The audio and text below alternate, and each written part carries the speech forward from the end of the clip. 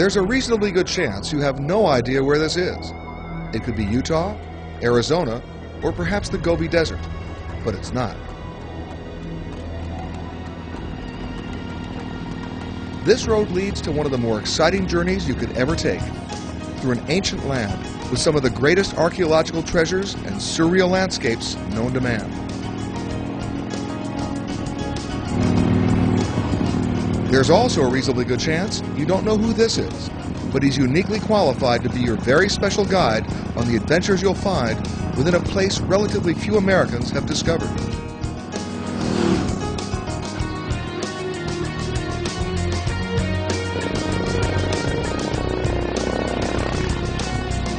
He was born and raised here, served in the military, and has flown, dived, climbed, trekked, and camped throughout the entire country.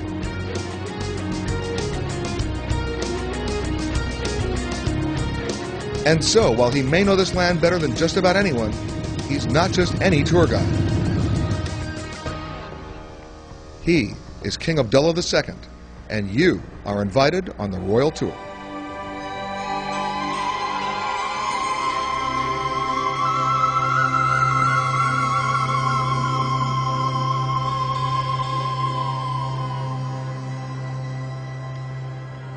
If you've never considered going to Jordan, it's probably because this tiny kingdom is situated in a pretty rough neighborhood, surrounded by Israel, the Palestinian territories, Lebanon, Syria, Iraq, and Saudi Arabia. But don't let that geography frighten you. Jordan is extremely traveler-friendly. It has an ancient history with some of the world's most significant religious and archaeological treasures, from the splendors of Petra to well-preserved Roman cities such as Jerash.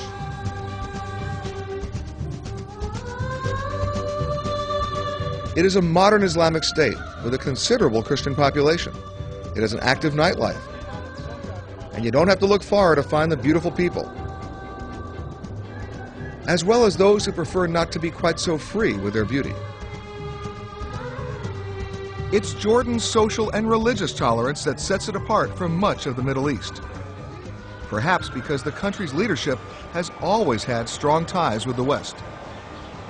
It is only fitting that our journey begins at Ragadan Palace, in the center of Amman. His Majesty has invited me here for a brief chat before setting out on our adventure.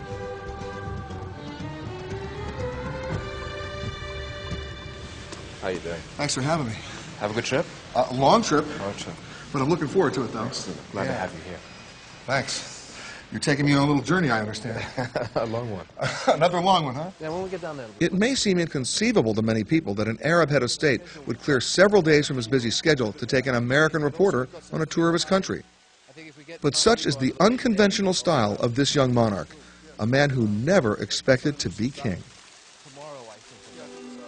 Born in Amman in 1962, the eldest son of the late King Hussein and his British-born second wife, Toni Gardner, also known as Princess Muna, young Abdullah was raised in an environment of both privilege and hardship. Wanting him to learn the ways of the world, King Hussein sent Abdullah off to boarding school in the United States for his junior high and high school years. So I became very familiar with American thinking, American customs, the way you deal with things, to the point that I have two switches. I can put the Jordanian switch on and I can put on the American switch. And to be able to understand another culture, I think, is a tremendous opportunity that I'm very grateful for. But the young prince was always anxious to return home to join his family, as he did here for one of his father's birthday celebrations. By this time, King Hussein was married to his fourth wife, American-born Queen Noor. And it was not Prince Abdullah, but rather his uncle, then Crown Prince Hassan, who was the designated successor to the throne. Treason! Fight! After graduation from high school, the dutiful young son went off to Sandhurst Military Academy in England to train to become a career soldier in the Jordanian army. Upon returning home, Abdullah promptly began his military career, commanding both tank and attack helicopter units and rising to become a major general and head of Jordanian special forces. I think for people to see members of the royal family carrying the burdens that they're carrying, and the ultimate burden of risking your life in defense of your ideals and of your nation, I think is a way of breaking down barriers that brings a royal family closer to its people, because you're willing to take the same risks that they are.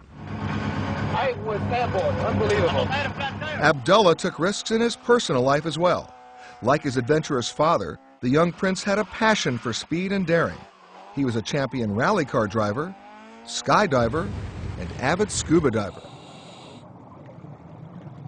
But it was a beauty named Rania who would really capture his imagination. A Jordanian woman of Palestinian origin, she married Abdullah in 1993 and would soon bear him a son.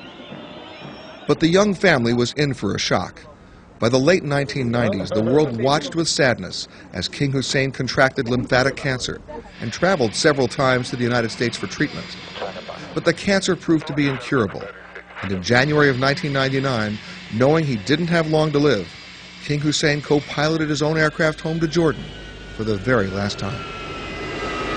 I remember he came off the plane and kissed the ground. Yes, and prayed his thanks to God for bringing him back safe and sound to his homeland.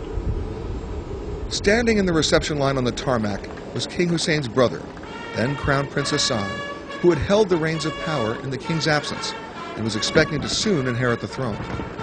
But in a surprising turn of events, the king announced that he was changing the line of succession, and the crown would instead be passed to his eldest son, Abdullah. It's a shock when somebody says, I want you to have this responsibility. And I said, well, sir, this is something that I never wanted. It wasn't something that I ever aspired for. And he said, that's probably one of the main reasons why it's got to be you. And shortly after that conversation, he left us. And then your life changed dramatically. Very much so, yes. I had a wife and 3 children. So I had a family of 4, and then all of a sudden I had a family of 4 million. The tremendous responsibility and burden on the shoulders was hard to swallow. And I think that's been the most difficult, that my life is not really my own anymore. Except when you can sneak out on the motorcycle. Except when they allow me to sneak out. There's a lot more things that I want to do with you and your team that they're not allowing me to do, such as parachute and rock climbing. I've got everybody sort of trying to sabotage a lot of the plans that we have. When I tell people I'm coming to Jordan, half the time they think I'm out of my mind. They think I'm going to be taken hostage, shot, there's violence. Unfortunately, the perception of the Middle East, if something happens in one country, it means that there's a travel ban on people going to anywhere in the Middle East. If there's a problem or riots, as you just had recently in Cincinnati, doesn't mean I can't go and visit Boston. I think the best line that anybody ever said was my mother. If it wasn't safe, I wouldn't want my son to be living in Jordan. And Jordan is, thank God, the safest country in the Middle East. Why are we doing this show together? To be able to open people's eyes to what a magnificent land and nation that we have here, and the tremendous surprises and treasures that Jordan holds. So over the course of the next 5 days, this young king will leave his official duties behind for the first time since he was thrust upon the world stage, and show us his favorite places in Jordan.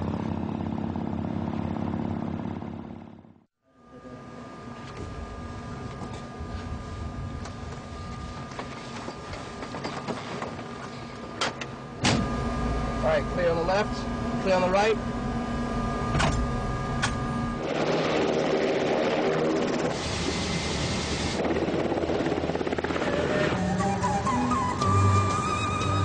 Our royal tour of Jordan begins in the king's private Black Hawk helicopter.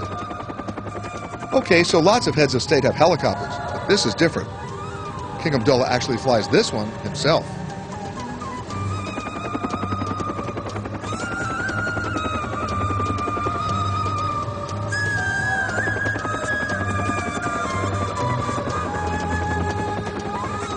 I learned how to fly helicopters when I was in the army. I'm using it probably as much as a car. I mean, with the pressure of work, the best way of getting around is by helicopter.